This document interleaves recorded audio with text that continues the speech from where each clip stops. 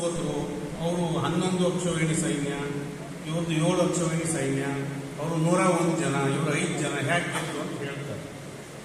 ಯಾಕೆಂದ್ರೆ ಪಾಂಡವರು ಗೆದ್ದಿದ್ದು ಕೃಷ್ಣನ ಸೂಚನೆಗಳನ್ನ ಪಾಲಿಸಿದ್ರು. ಒಬ್ಬರು ಹೇಳಿದ್ರು, ಒಬ್ಬರು ಕೇಳಿದ್ರು, ಹೀಗೆ ಗೆದ್ರು. ಹಾಗೆ ಈ ಚುನಾವಣೆಯಲ್ಲಿ ಸೂಚನೆಗಳನ್ನು ಪಾಲಿಸಿದ್ರಿಂದ, ನೀವೆಲ್ಲ ಶ್ರಮವಹಿಸಿ ದುಡಿದಿದ್ದರಿಂದ ಗೆಲುವಾಗಿದೆ. ಗೆದ್ದವರಿಗೆ ಇಬ್ಬರಿಗೂ ಅಭಿನಂದನೆಗಳು. ನಿಮಗೆ ಕೆಲಸ ಮಾಡುವ ಶಕ್ತಿ ಇನ್ನಷ್ಟು ಬರಲಿ ಅಂತ ಭಗವಂತನಲ್ಲಿ ಪ್ರಾರ್ಥನೆ ಮಾಡ್ತೇನೆ. ಮತ್ತೊಂದು ಚುನಾವಣೆ ಮಂಟು ಬರ್ತಾ ಇದೆ. ಗ್ರಾಮ ಪಂಚಾಯತ್, ಜಿಲ್ಲಾ ಪಂಚಾಯತ್ ಮತ್ತು ತಾಲೂಕು ಪಂಚಾಯತ್ ಚುನಾವಣೆ ಬರ್ತಾ ಇದೆ. ಅದು ನಿಮ್ಮೆಲ್ಲರ ಚುನಾವಣೆ. ಆ ಚುನಾವಣೆಯಲ್ಲಿ ಕೂಡ ನಾವು ಗೆಲ್ಲಬೇಕು. ಇದೇ ರೀತಿ ಒಗ್ಗಟ್ಟಿನ ಪ್ರದರ್ಶನ ಮಾಡಿದರೆ ಚುನಾವಣೆಯಲ್ಲಿ ಗೆಲ್ಲಕ್ಕಾಗ್ತದೆ. ನಿಮ್ಮ ಚುನಾವಣೆಯೂ ಕೂಡ ನಿಮ್ಮನ್ನು ಗೆಲ್ಲಿಸೋದು ಕೂಡ ನಾವೆಲ್ಲರೂ, ವೇದಿಕೆಯಲ್ಲಿರೋರೆಲ್ಲರೂ ಶ್ರಮವಹಿಸಿ ದುಡಿಯೋಣ ಅಂತೇಳಿ ಹೇಳ್ತಾ, ತಮ್ಮೆಲ್ಲರಿಗೆ ಬೂತ್ ಮಟ್ಟದ ಕಾರ್ಯಕರ್ತರಿಗೆ ಮೊದಲನೇದಾಗಿ ಧನ್ಯವಾದಗಳು ಹೇಳಿ, ವೇದಿಕೆಯಲ್ಲಿರ್ತಕ್ಕಂಥ ಎಲ್ಲರಿಗೂ ನಮಸ್ಕರಿಸಿ, ಎಲ್ಲರೂ ಹೆಸರು ಹೇಳಬೇಕಾಗಿತ್ತು, ದೇವೇಂದ್ರಪ್ಪ ಹೆಸರು ಹೇಳೋಕ್ಕಾಗಿಲ್ಲ.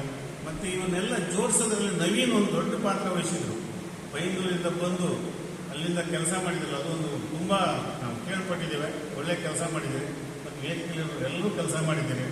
ಈ ಪಕ್ಷಕ್ಕೆ ಒಂದು ಒಳ್ಳೆ ಕಾರ್ಯಕರ್ತರ ಪಡೆ ಇದೆ. ಉದಾಹರಣೆ ನಮ್ಮ ಹೊಳೆಯಮ್ಮ ಹಳೇ ಕಾರ್ಯಕರ್ತರು, ಗೀತಕ್ಕ, ಅವರ ಬಡತನ, ರೈತಾಪಿ ಕುಟುಂಬದಲ್ಲೂ ಕೂಡ ಯಾವತ್ತೂ ನಾವೆಲ್ಲ ಅರ್ಥ ಇತ್ತ ಹೋದಾಗಲೂ ಕೂಡ ನೀವು ಅರ್ಥ ಇತ್ತ ಅರಮನಸ್ಸು ಮಾಡದೆ ಕೆಲಸ ಮಾಡಿದ್ದೀಯಲ್ಲ, ನಿಮಗೆ ಅಭಿನಂದನೆ ಹೇಳಬೇಕು. ಅಂತ 106 ಜನ ಕಾರ್ಯಕರ್ತರಿದ್ದಾರೆ. ರಾಜಶೇಖರಪುರ ಫ್ಯಾಮಿಲಿ, ಆನವಟ್ಟಿ, ಇಲ್ಲಿ HS ಮಂಜಪ್ಪನವರು, ಅವರೆಲ್ಲರ ಹಾರೈಕೆ ಶ್ರಮ ಇತ್ತು. ಹಾಗಾಗಿ ಹೊನ್ನಮ್ಮನಂತ ಹೊಳೆಯಮ್ಮನಂತ ಕಾರ್ಯಕರ್ತರು 106 ಜನ ಇಲ್ಲಿದ್ದಾರೆ. ಅವರನ್ನು ಮತ್ತೊಮ್ಮೆ ಅಭಿನಂದಿಸಿ, ಅವರಿಗೆ ಮಹಿಳಾ ಮೋರ್ಚಾದ ಅಧ್ಯಕ್ಷರು ಸರ್ ರಗಣ್ಣ ಅಲ್ಲೇ ಇದ್ದಾರೆ.